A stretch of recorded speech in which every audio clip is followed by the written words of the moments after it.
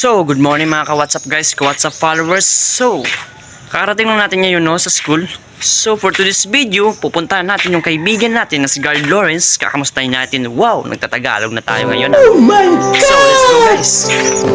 Ka-WhatsApp guys, tingnan natin ngayon kung nakarating na dito sa school si Guard Lawrence. Kakamustahin natin kung kamusta ba yung pinag-usapan namin kahapon na yung naniligaw siya ng 10. Kilala kong kaliskis mo. Kamustahin Oy. natin dun. Meanwhile, So, hi guys! Andito na ngayon si Lawrence. Tara, puntahan na natin at pamangkutin.